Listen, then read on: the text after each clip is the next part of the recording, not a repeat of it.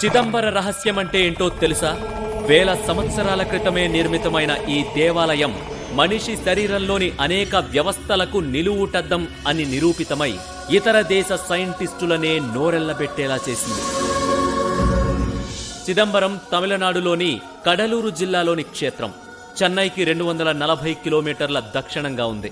పరమశివుడు శివతాండవం చేస్తూ నటరాజుగా వెలసిన చిదంబరం దేవాలయం 40 ఎకరాల విస్తీర్ణంలో ఉంది.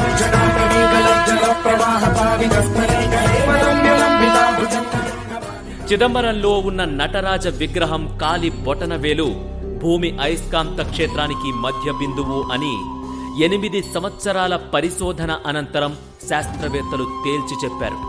పంచభూతాలు అని మనం చెప్పుకునే భూమి, ఆకాశం, వాయువు, నీరు, అగ్నిలలో చిదంబరం ఆకాశానికి ప్రతీక అని, కాళహస్తి వాయువుకు ప్రతీక అని, కంచిలోని ఏకాంబరేశ్వరుడు పృథ్వీకి అంటే భూమికి ప్రతీక అని అంటారు. అయితే ఇక్కడ అద్భుతం ఏంటంటే ఈ 3 దేవాలయాలు ఒకే రేఖాంశం మీద ఉన్నాయి. మానవుడికి నవరంధ్రాలు ఉన్నట్లు చిదంబరం దేవాలయానికి 9 ప్రవేశ ద్వారాలున్నాయి.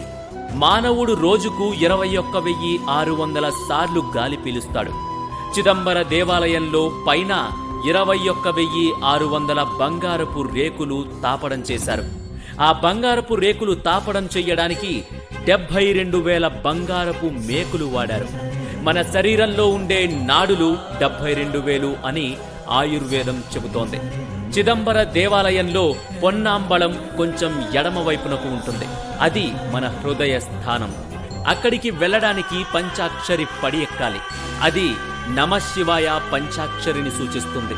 కనక సభలో 4 స్తంభాలు 4 వేదాలకు ప్రతీకలు. పొన్నాంబళంలో 28 స్తంభాలు 28 శైవ ఆగమాలకు ప్రతీకలు.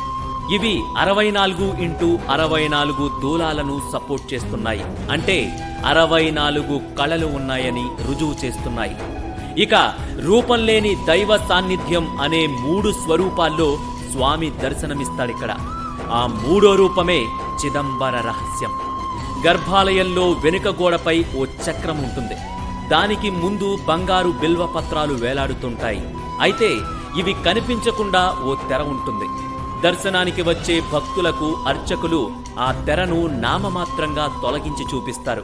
ఆ ప్రదేశాన్నే శివోహంభవ అంటారు.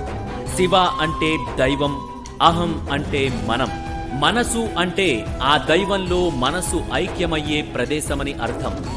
ఏ రూపు లేకుండానే అజ్ఞానాన్ని తొలగించుకుంటూ దైవ సాన్నిధ్యాన్ని అనుభూతి చెందడమే ఈ క్షేత్ర ప్రాశస్త్యం. అదే చిదంబర రహస్యం.